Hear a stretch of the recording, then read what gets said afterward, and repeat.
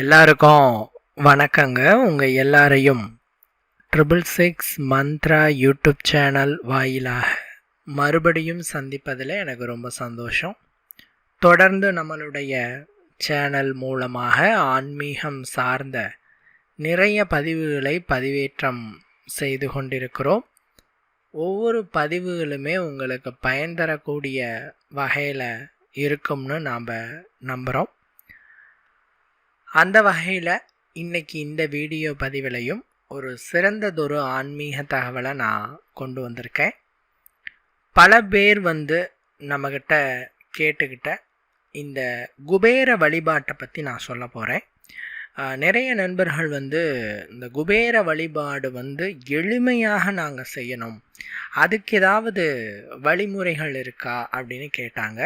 அவங்களுக்காண்டி நான் சில விஷயங்களை எடுத்துகிட்டு வந்திருக்கேன். அதாவது பார்த்தீங்கன்னாங்க, ஒரு காரியத்தை நீங்கள் கஷ்டப்பட்டு செய்கிறது ஒன்று, அதே நேரத்தில் அந்த காரியம் கை கொடுக்குற நேரத்தில் நீங்கள் செஞ்சீங்கன்னா ரொம்ப ஈஸியாக செஞ்சு முடிச்சிடலாம். சரிங்களா? அதற்கான காலம் எப்பொழுது வருகிறது அப்படின்னு உங்களுக்கு தெரிஞ்சிருச்சுனாவே போதும், நீங்கள் சீக்கிரமாக வெற்றி அடைஞ்சிருவீங்க. அது எப்பொழுது உங்களுக்கு கிடைக்கும் என்று தெரியாததினால்தான் திரும்ப திரும்ப முயற்சி செஞ்சு நாம் தோல்வி அடைஞ்சிட்றோம். அதனால தான் சித்தர்கள் என்ன பண்ணாங்க அப்படின்னு பார்த்தா, சில காலங்களையும் ஹோரைகளையும் முகூர்த்த நேரங்களையும் வடிவமைத்து கொடுத்தார்கள். இந்த டைமிங்கை பார்த்தீங்கன்னா நாம் யூஸ் பண்ணிக்கிட்டோம் அப்படின்னு சொன்னால் நமக்கான காரியங்கள் சீக்கிரமாக நிறைவேறும். இப்போ உதாரணத்துக்கு செவ்வாய் பகவானுடைய காலங்களில், செவ்வாய் ஹோரை அல்லது செவ்வாய் கிழமைகளில் நம்ம நிலம் தொடர்பான சமாச்சாரங்களிலோ பணம் தொடர்பான சமாச்சாரங்களிலோ ஈடுபட்டால் அது நல்லபடியாக நமக்கு சித்திக்கும். வெள்ளிக்கிழமை பார்த்தீங்கன்னா சுக்கிரனுக்கு உரியது. ஸோ சுக்கிர ஹோரையில் பணம் தொடர்பான, நகை தொடர்பான, வீடு தொடர்பான அல்லது வாகனம் வீடுங்கிறது செவ்வாய்க்கு வரும். வாகனம் தொடர்பான விஷயங்கள், ஆடம்பர பொருட்கள், இந்த விஷயங்கள் வாங்குறதுல நீங்கள் ஈடுபட்டீங்க அப்படின்னு சொன்னால் உங்களுக்கு அந்த காரியம் சீக்கிரமாக சித்திக்கும். இப்படி அந்தந்த செயல்களுக்கான காலங்கள் எது என்பதை நாம் தெரிந்து கொள்ள வேண்டும். அந்த காலங்களில் நாம் அதற்கான வேலைகளையும் அதற்கான விஷயங்களையும் செஞ்சால் பலனளிக்கும். அப்படி மகாலட்சுமி தேவியினுடைய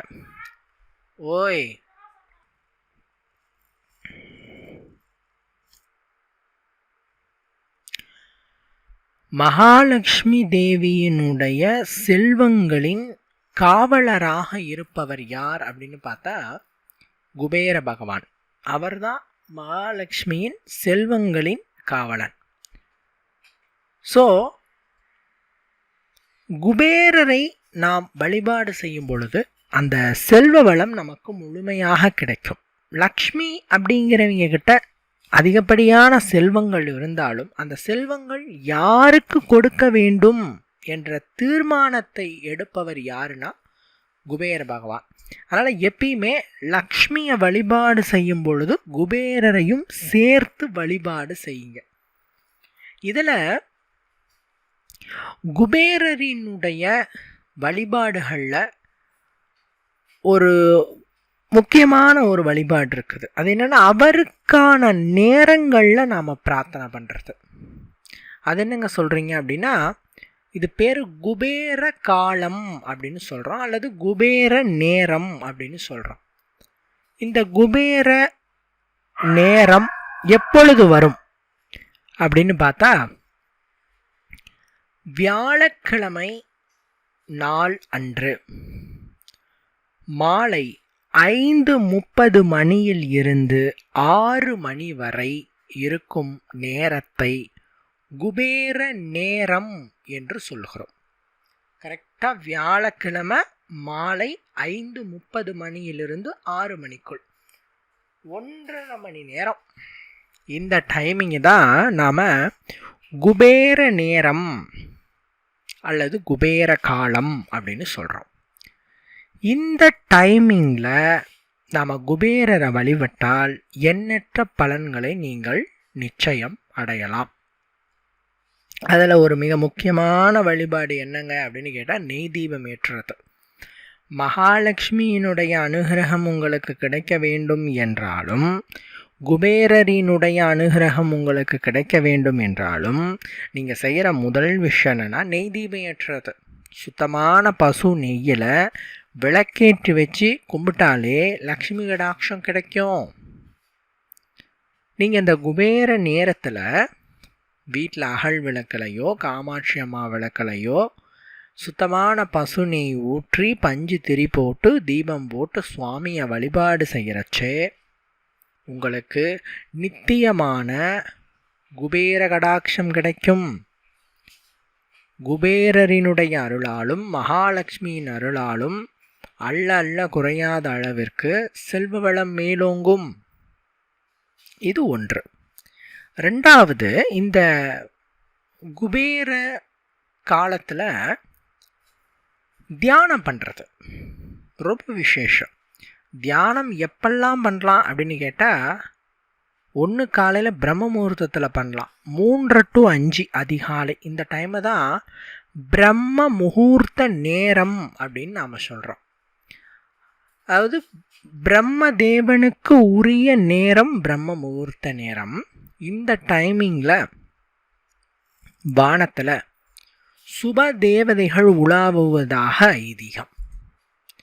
இந்த டைமிங்கில் நல்ல அதிர்வுகள் மட்டுமே கிரகித்திருக்கும் அப்படிங்கிறதும் ஒரு ஐதீகம். அதனால தான் இந்த டைமிங்கில் நல்ல விஷயங்களை செயல்படுத்துவதும் நல்ல விஷயங்களை நாம் செய்வதும் மற்றவர்களுக்கு கற்றுத்தருவதும் அல்லது நாம் கற்றுக்கிறதும் பலனளிக்கும். சரிங்களா? அதாவது இந்த குபேர நேரத்திலே 1.5 மணி நேரத்தில் ஏதாவது ஒரு 20 நிமிடங்கள், அது ஸ்டார்டிங்லேயோ நடுவிலையோ இறுதியிலையோ முடியறதுக்குள்ளே ஏதாவது ஒரு 20 நிமிடங்கள் அமைதியாக பூஜை அறையில் உக்காந்திக்கோங்க. அல்லது பார்த்தீங்கன்னா தனி அறையில் உக்காந்திக்கோங்க. உக்காந்திட்டு, அதாவது வெறும் தரையில் உட்காராதீங்க. எப்பயுமே ஒரு தியானத்தை வழிபாடை செய்யும் பொழுது என்ன பண்ணோம், ஒரு துணியை விரித்து போட்டோ அல்லது ஒரு பலகை மேலே தான் உட்காரணும். உட்காந்துட்டு உங்களோட கண்களை மூடிட்டு உங்கள் கைகளில், உங்களோட வலது கையில் ஒரு 5 ரூபாய் நாணயத்தை வச்சு மூடிக்கோங்க. ஏன் சார் 5 ரூபாய் நாணயத்தை வைக்கிறோம்? 5 என்பது குபேர எண். குபேர பகவானுக்கு உரிய நம்பர் அப்படின்னு பார்த்தா அது 5 தான். அதனால தான் 5 ரூபாய் காயின் எடுத்து கையில் வைங்க அப்படின்னு நாம் சொல்கிறோம். ஸோ வச்சுட்டு கண்களை மூடிட்டு கண்டிப்பாக உங்களுக்கு முன்னாடி நெய் விளக்கு ஏற்றிருக்கணும். ஓம் லக்ஷ்மி குபேராய நமக, ஓம் லக்ஷ்மி குபேராய நமக, ஓம் லக்ஷ்மி குபேராய நமக அப்படிங்கிற இந்த மந்திரத்தை சிரதையோடு சொல்லணும். சார் எத்தனை முறை சார் சொல்லலாம்? 108 முறையிலிருந்து 1008 முறை வரைக்கும் சொல்லலாம். சரிங்களா? அது உங்களுடைய எவ்வளோ நேரம் சொல்கிறேங்க அப்படிங்கிற விஷயத்தை பொறுத்து. ஏன்னா சில பேருக்கு 108 முறை சொன்னாலே இடுப்பு வலி சார் அப்படின்னு சொல்லுவாங்க. செவுறு இருந்தால் செவுத்தில் கூட நீங்கள் சாஞ்சிக்கலாம். உட்காடுறீங்க இல்லையா, செவுத்தை ஒட்டின மாதிரி உட்காந்து கூட. ரொம்ப முடியாதவங்கள சொல்கிறேன். வயசானவங்க சார் எங்களுக்கு மந்திர உருக்கள் ரொம்ப அதிகமாக சொல்லணும்னு ஆசை, பட் பேக் பெயின் இருக்குது சார், செவுத்தோடு ஒட்டிட்டு கூட நீங்கள் சொல்லலாம். இல்லைன்னா ரொம்ப முடியாதவங்க சேரில் உட்காந்துட்டு கூட சொல்லலாம். கொஞ்சம் ஒரு ஏஜ்டு பர்சனாக இருப்பாங்க, ஹெல்த் இஷ்யூ இருக்கிறவங்களா இருப்பாங்க, அவங்க போயிட்டு நம்ம தரையில் துணியை போட்டு உக்காந்து பலகை மேலே உக்காந்து சொல்லுங்கள், ஒரு 1008 முறை சொல்லுங்கிறது ரொம்ப சிரமமான ஒரு விஷயம் இல்லையா? ஸோ முடியாதவர்கள் சேரில் உக்காந்துட்டு கூட சொல்லுங்கள், தப்பில்லை. கையில், அதாவது வலது கையில் பார்த்தீங்கன்னா நீங்கள் 5 ரூபா நாணயத்தை வச்சுக்கோங்க. இடது கையில் ஜபமாலை வச்சுக்கலாம். துளசி மாலை, தாமரமணி மாலை, ஸ்படிக மாலை, ருத்ராட்ச மாலைன்னுட்டு உங்கள்கிட்ட இப்போ என்ன மாலை இருக்கோ அந்த மாலையை நீங்கள் உங்களுடைய இடது கையில் வச்சுட்டு உருக்களை எண்ணுவதற்கு பயன்படுத்திக்கலாம். சரிங்களா? ஸோ ஒரு 1008 முறை சொல்லி முடித்த பிறகு நீங்கள் என்ன பண்ணணுன்னா, அந்த நெய் விளக்கை குளிரூட்டிடுங்க. ஒரு புஷ்பத்தை வச்சு அந்த தீபத்து மேலே வச்சு நீங்கள் அதை அமர்த்தி விடுங்க. அதன் பிறகு நீங்கள் இந்த 5 ரூபாய் நாணயம் இருக்கு இல்லையா, இதை அந்த வாரம் இருக்கு இல்லையா, அது ஃபுல்லாகவே முக்கிய ஒரு காரியம் செய்யும் பொழுது இந்த நாணயத்தை போட்டு அந்த காரியத்தை செய்யுங்க. இப்போ ஒரு வீடு வாங்குறீங்கன்னா அந்த 5 ரூபாய் காயினை போட்டு வீடு வாங்குங்க. இல்லை ஒரு விலை உயர்ந்த பொருள் வாங்குறீங்கன்னா அந்த 5 ரூபாய் காயினை வச்சு வாங்குங்க. சார் நான் அப்படி இந்த வாரத்தில் எதுவுமே வாங்குகிற ஒரு தேவை இல்லைங்க அப்படின்னு சொன்னால் அந்த 5 ரூபாய் நாணயத்தை நீங்கள் தனியாக எடுத்து வச்சுக்கோங்க. ஒரு ஒரு உண்டியலில் கூட நீங்கள் எடுத்து வச்சுக்கலாம். வச்சுட்டு அதே மாதிரி வாரம் செஞ்சுட்டு அந்த 5 ரூபாய் நாணயம் சேர்த்து வச்சுட்டே இருங்க. ஏதாவது ஒரு காலகட்டத்தில் நீங்கள் ஒரு சொத்து வாங்குற மாதிரி இருக்கும், அப்போது இந்த காயினை போட்டு நீங்கள் வாங்க. இதை நீங்கள் செய்யும் பொழுதே சொத்து வாங்குகிற பிராப்தத்தையும் ஆடம்பரமான செல்வம் நிறைந்த வஸ்துக்கள் வாங்கக்கூடிய யோகத்தையும் குபேரர் அருள்வார். எங்கே சார் நான் வீடு வாங்கிறது, எங்கே சார் நான் நிலம் வாங்கிறது, எங்கே சார் நான் நகை வாங்கிறது அப்படிங்கிறவங்க கூட இதை செய்ய ஆரம்பித்ததுக்கு உடனே இப்போ இந்த வாரம் செஞ்சிங்கன்னா அடுத்து ஒரு அதிகபட்சமாக ஒரு 2 வாரத்துக்குள்ளேயே அதை அந்த விலை உயர்ந்த பொருட்களை வாங்கக்கூடிய அந்த பிராப்தத்தை இறைவன் உங்களுக்கு ஏற்படுத்தி கொடுப்பார். சரிங்களா? வெரி சிம்பிளான வழிபாட்டு முறைங்க, வெரி சிம்பிளான ஒரு வழிபாட்டு முறை. அடுத்து கேட்பாங்க, சார் பெண்கள் செய்யலாமா, சார் ஆண்கள் செய்யலாமா அப்படின்னு கேட்பாங்க. ஆண்கள் பெண்கள் என இருபாலரும் செய்யலாம், இவர்கள்தான் செய்ய வேண்டும் என்ற ஒரு கட்டாயம் இல்லை.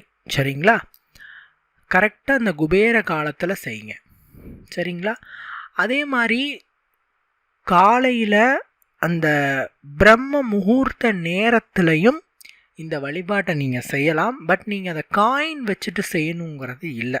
பிரம்ம முகூர்த்த காலத்தில் செய்கிற மாதிரி இருந்தால் வெறுமனே உட்காந்துட்டு ஓம் லக்ஷ்மி குபேராய நமக அப்படிங்கிற மந்திரத்தை மட்டும் சொல்லிவிட்டு முன்னாடி தீபம் ஏற்றிட்டு நீங்கள் அதை செய்யலாம். காசு வச்சு பண்ணுறத வியாழக்கிழமை குபேர காலத்தில் மட்டும் செய்யுங்க போதும். சரிங்களா? ஏன்னா பிரம்ம முகூர்த்தமும் அள்ளி அள்ளி கொடுக்குற முகூர்த்தம் தான். இந்த குபேர காலத்தில் செஞ்சிங்கன்னா குபேர கடாட்சம் கிடைக்கும். அந்த குபேரருடைய அத்தனை சக்தியும் அந்த 5 ரூபாய் காயினில் போய் இறங்கும். ஸோ நீங்கள் பயன்படுத்தும் போது அதனுடைய அனுகூலமும் பலனும் உங்களுக்கு கிடைக்கும். இது ஒன்று. ரெண்டாவது என்ன அப்படின்னு பார்த்தா, ஏன் ஒரு வீட்டில் லக்ஷ்மி கடாட்சம் குறையுது, ஏன் ஒரு வீட்டில் குபேர கடாட்சம் குறையுது அப்படின்னா, எந்த வீட்டில், நல்லா நோட் பண்ணிக்கணும், எந்த வீட்டில் தீபம் ஏற்றப்படவில்லையோ அந்த இடத்தில் லக்ஷ்மி வரமாட்டாள். இது உண்மையான ஒரு விஷயம். சார் நான் அந்த பரிகாரம் செய்கிறேன், இந்த பரிகாரம் செய்கிறேன், அந்த ஹோமம் பண்ணுறேன், ஆனால் வருஷத்துக்கு ஒரு டைம் செய்வேன், அன்னைக்கு தான் பூஜை அறை பக்கமே போவேன், பூஜை அறையவே சுத்தம் பண்ணுவேன் அப்படின்னு சொன்னால் உங்களிடத்துல அந்த லக்ஷ்மி கடாட்சம் இருக்கவே இருக்காது. ஏன்னா டெய்லி லக்ஷ்மி வீட்டுக்கு வரா. லக்ஷ்மி வரக்கூடிய காலங்கள் அப்படின்னு சொன்னால் காலையில் சூரியோதயம் வருது இல்லையா, அப்போ அந்த சூரியோதயத்தோடு சேர்ந்து லக்ஷ்மி வரா உள்ள. அதனால தான் சூரியோதயத்துக்கு முன்னாடியே எழுந்திருச்சு அந்த காலத்தில் சாணி தெளிப்பாங்க, இந்த காலத்தில் மஞ்சள் தண்ணி தெளிக்கிறோம். சாணி எங்கே கிடைக்குது, மாட்டையே பார்க்க முடியல டவுன் பக்கம். ஸோ இருக்கிறத வச்சு வாசலை சுத்தம் பண்ணி கோலம் போட்டு வரலக்ஷ்மி நாம் வரவேற்கிறோம். சூரியோதயத்துக்கு முன்னாடியே நம்ம தீபமும் ஏற்றிடுறோம். கரெக்டாக சூரியோதய டைமில் லக்ஷ்மி உள்ளே வருவாங்க. அப்படி உள்ளே வரக்கூடிய லக்ஷ்மி பார்ப்பாங்க, வெரி குட், நம்ம உள்ளே வரும்போதே நமக்கான ஒரு வரவேற்பு இருக்குது, கோலம் போட்டு சுத்தமாக வச்சுருக்குறாங்க. ஒன்று உள்ளே பார்ப்பாங்க. நாம் நல்லா அதாவது கூட்டி சுத்தப்படுத்தி வச்சுக்கணும். சூரியத்துக்கு முன்னாடியே வீட்டையும் சுத்தம் பண்ணி வச்சுக்கணும். ஸோ வீடும் நீட்டாக இருக்குது, க்ளீனாக இருக்குது. நாமளும் குளிச்சுங்கணும். அதுவும் இருக்குது. ஸோ வீட்டில் இருக்கிற நபர்களும் சுத்தபத்தமாக இருக்காங்க, பூஜை ரூம் தீபம் ஏற்றப்பட்டிருக்கு, சிறப்பு அப்படின்னுட்டு தாய் நமக்கான லக்ஷ்மி கடாட்சத்தை அழித்து விட்டால் அவள் சென்று விடுவாள். ஒவ்வொரு வீட்டுக்கும் தாய் வருவா காலையில், சரிங்களா? அதனால தான் காலையில் சூரியோதயத்துக்கு முன்னாடி எழுந்திருச்சிங்கிறது. நம்ம சூரியோதயம் வந்த பிறகும் கொரட்டை விட்டு தூங்கிட்டு இருந்தா அன்னை வரும் பொழுது, இது என்னப்பா வீட்டில் தரித்திரம் பிடிச்ச மாதிரி எல்லாம் தூங்கிட்டே இருக்கிறாங்க, இந்த வீடு ஆகாதுப்பா அப்படின்ட்டு தாய் போயிடுவா. ஒரு டைம் பாப்பா, 2 டைம் பாப்பா, 4வது டைம் என்ன பண்ணுவா, இது ஆகாதுன்ட்டு நித்தியமாக வரவே மாட்டான். நிரந்தரமாக அவளுடைய லக்ஷ்மி கடாட்சம் தடைபெறும். மறுபடியும் அவளை வர வைப்பதற்கு நாம் பூஜைகள் செய்யணும். அதனால் எப்பயுமே பார்த்தீங்கன்னா சூரியோதயத்துக்கு முன்னதாகவே அத்தனை வழிபாடுகளையும் செஞ்சுருங்க.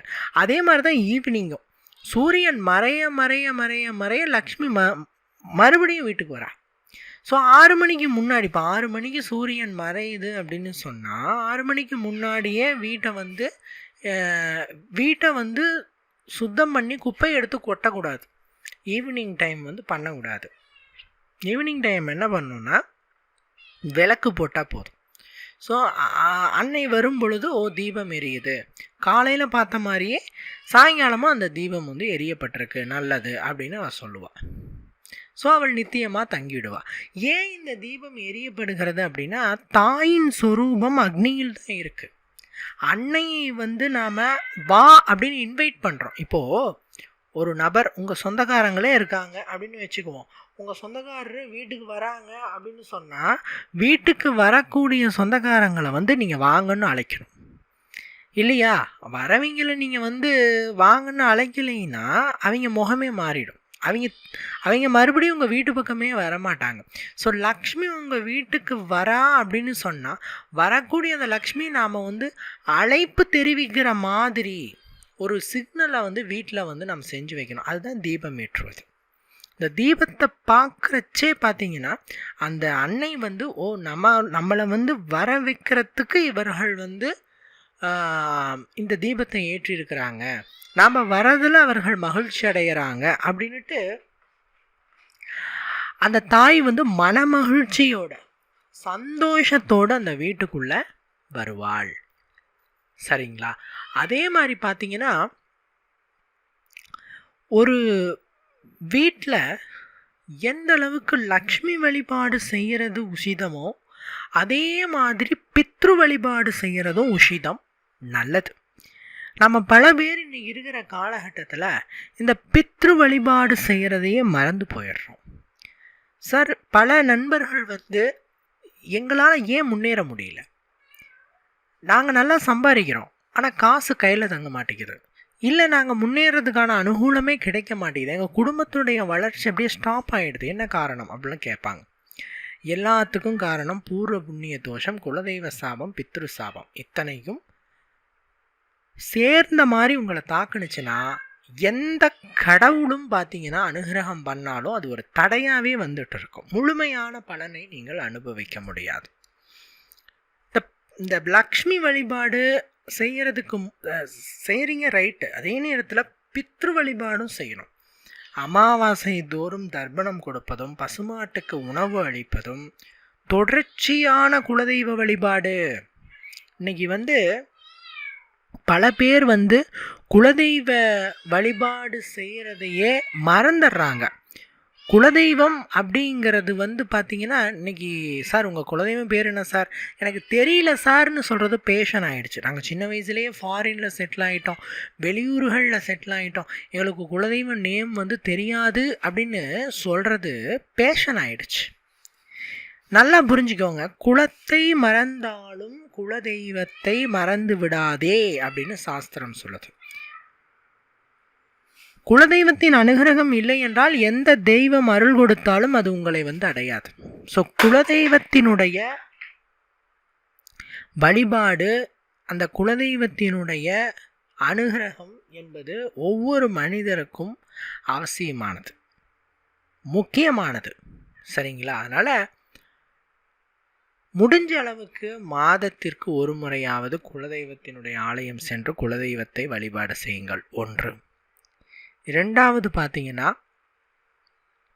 முடிந்த அளவிற்கு குலதெய்வத்தினுடைய நாமத்தை சொல்லி டெய்லி காலையில் தீபம் ஏற்றுங்க. காமாட்சி அம்மா விளக்கு ஏற்றும் பொழுது குலதெய்வத்தோட பெயரை சொல்லி தீபம் ஏற்றுங்க. இந்த மாதிரி விஷயங்களை செய்கிறதுனால குலதெய்வம் நமக்கு அருள் பாலிக்கும். குலதெய்வத்தை மறக்காமல் போய் கும்பிட்டு வந்தீங்கன்னாவே போதும், அவர்கள் உங்களுக்கு அனுகிரகம் செய்வார்கள். சரிங்களா?